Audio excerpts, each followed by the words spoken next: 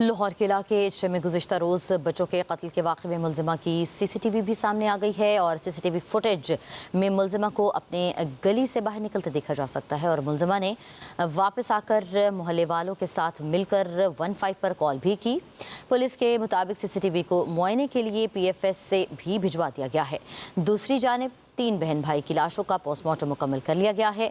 लाशें वुरसा के हवाले भी की गई हैं और वुरसा मकतूलिन की लाशें आबाई गांव झंग लेकर जा चुके हैं। मुलज़िमा को आज मुकामी अदालत में पेश करके रिमांड लिया जाएगा। लाहौर का इलाका इचरा जहां पे दिल दहला देने वाला वाक़या गुज़िश्ता रोज़ पेश आया, जिसमें बच्चों के कत्ल के वाक़े में मुलज़िमा की CCTV फुटेज भी है वो सामने आ गई है। तहरे कत्ल की ये वारदात थी। CCTV में मुलज़िमा को अपनी गली से बाहर निकलते हुए भी देखा जा सकता था और मुलज़िमा ने वापस आकर मोहल्लेदारों के साथ मिलकर 15 पर भी कॉल की।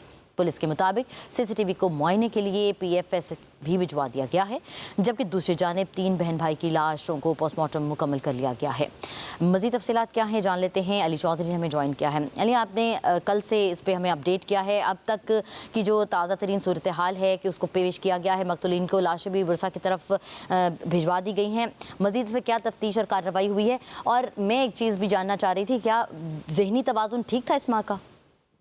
जी बिल्कुल, इस केस को जो है वो कल से हम रिपोर्ट कर रहे हैं। अब अगर मैं आपको सबसे पहले सीसीटीवी के हवाले से बताऊं तो ये सीसीटीवी उस वक्त की है कि जब ये खातून अपने घर से बाहर निकली अपने शोहर को बुलाने के लिए, जब इसने तमाम तर ये ड्रामा जो है वो पुलिस के मुताबिक रचा दिया था अपने बच्चों को कत्ल करने के बाद, अपने शोहर को अपने घर बुलाया, उसके बाद जो है वो मेडिकल स्टोर पे तमाम आ गई, ये वाकया हुआ।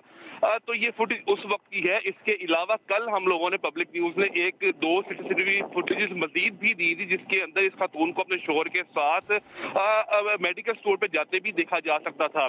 और जहां तक अब इस केस में पेशरफ्त है वो ये है कि तीनों बच्चों की लाशें जिनको कल डेड हाउस में मुंतकिल किया गया था, उनका पोस्टमार्टम मुकम्मल करके उनको जो है वो अब उनके आबाई इलाके भिजवा दिया गया है। वहां पर जो उनकी तदफीन होगी, जबकि इस खातून की जो है वो बाकायदा गिरफ्तारी भी डाल दी है।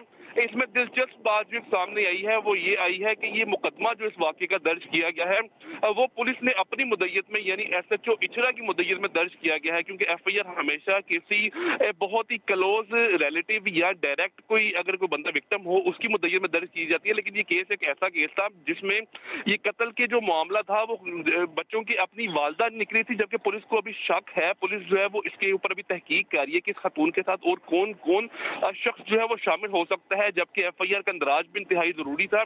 इसी वजह से पुलिस ने जो है वो 302 की दफा के तहत यानी कत्ल की दफा के तहत जो है वो अपनी मुद्दत में ही वाकई का मुकदमा दर्ज किया।